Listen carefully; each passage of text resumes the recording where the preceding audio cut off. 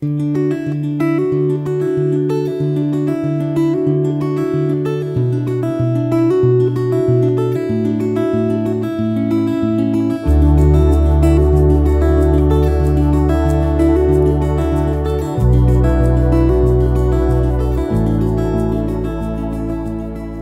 reading begins in Exodus, chapter 17, starting in verse 8. Then Amalek came and fought with Israel in Rephidim. Moses said to Joshua, "Choose men for us, and go out to fight with Amalek. Tomorrow I will stand on the top of the hill with God's rod in my hand." So Joshua did as Moses had told him, and fought with Amalek, and Moses, Aaron, and Hur went up to the top of the hill. When Moses held up his hand, Israel prevailed. When he let down his hand, Amalek prevailed. But Moses' hands were heavy, so they took a stone and put it under him, and he sat on it. Aaron and Hur held up his hands, the one on the one side and the other on the other side. His hands were steady until sunset. Joshua defeated Amalek and his people with the edge of the sword. The Lord said to Moses, "Write this for a memorial in a book, and rehearse it in the ears of Joshua, that I will utterly blot out the memory of Amalek from under the sky." Moses built an altar and called its name, "The Lord our Banner." He said, "The Lord has sworn, the Lord will have war with Amalek from generation to generation." Now Jethro, the priest of Midian, Moses' father-in-law, heard of all that God had done for Moses and for Israel his people, how the Lord had brought Israel out of Egypt. Jethro, Moses' father-in-law, received Zipporah, Moses' wife, after he had sent her away, and her 2 sons. The name of one son was Gershom, for Moses said, "I have lived as a foreigner in a foreign land." And the name of the other was Eleazar, for he said, "My father's God was my help, and delivered me from Pharaoh's sword."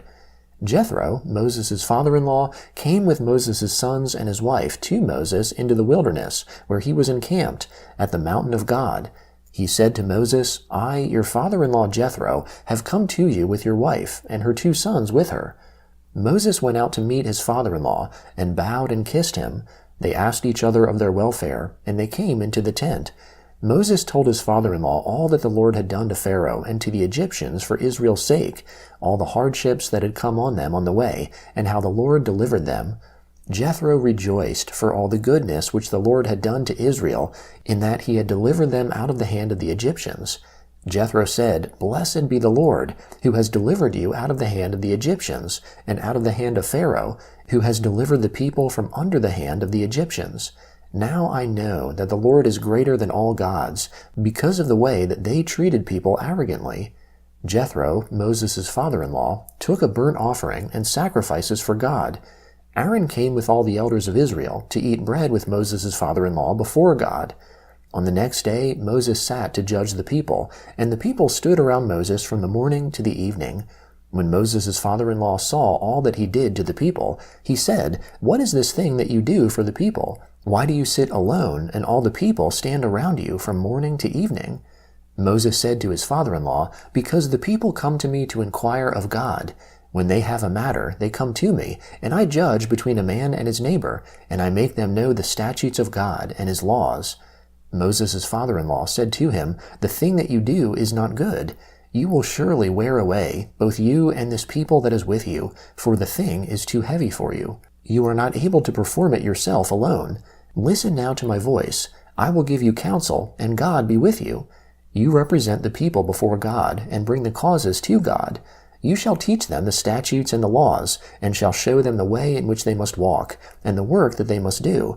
Moreover, you shall provide out of all the people able men which fear God, men of truth, hating unjust gain, and place such over them to be rulers of thousands, rulers of hundreds, rulers of 50s, and rulers of 10s.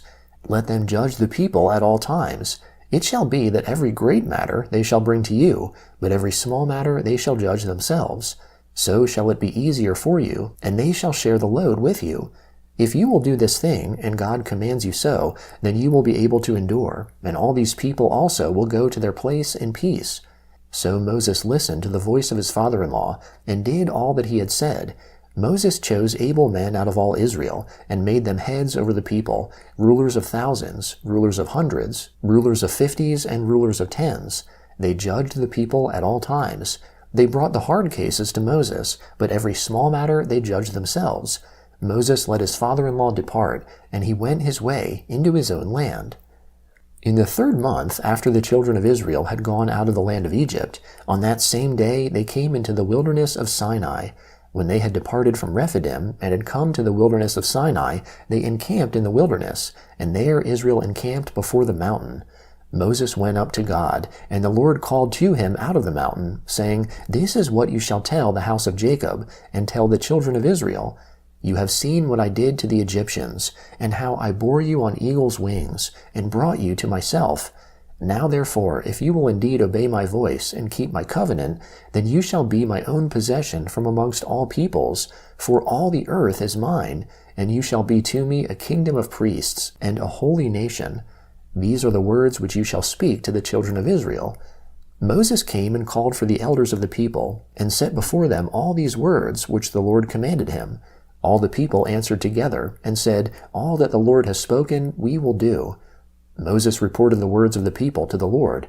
The Lord said to Moses, "Behold, I come to you in a thick cloud, that the people may hear when I speak with you, and may also believe you forever." Moses told the words of the people to the Lord. The Lord said to Moses, "Go to the people, and sanctify them today and tomorrow, and let them wash their garments, and be ready for the 3rd day. For on the 3rd day the Lord will come down in the sight of all the people on Mount Sinai. You shall set bounds to the people all around, saying, 'Be careful that you don't go up onto the mountain, or touch its border. Whoever touches the mountain shall surely be put to death. No hand shall touch him, but he shall surely be stoned, or shot through. Whether it is animal or man, he shall not live. When the trumpet sounds long, they shall come up to the mountain.'" Moses went down from the mountain to the people, and sanctified the people, and they washed their clothes. He said to the people, "Be ready for the 3rd day. Don't have sexual relations with a woman." The Gospel of Matthew, chapter 22, beginning in verse 34. But the Pharisees, when they heard that he, that is Jesus, had silenced the Sadducees, gathered themselves together. One of them, a lawyer, asked him a question, testing him. "Teacher, which is the greatest commandment in the law?" Jesus said to him, "You shall love the Lord your God with all your heart, with all your soul, and with all your mind. This is the first and great commandment. A second likewise is this, you shall love your neighbor as yourself. The whole law and the prophets depend on these 2 commandments." Now, while the Pharisees were gathered together, Jesus asked them a question, saying, "What do you think of the Christ? Whose son is he?"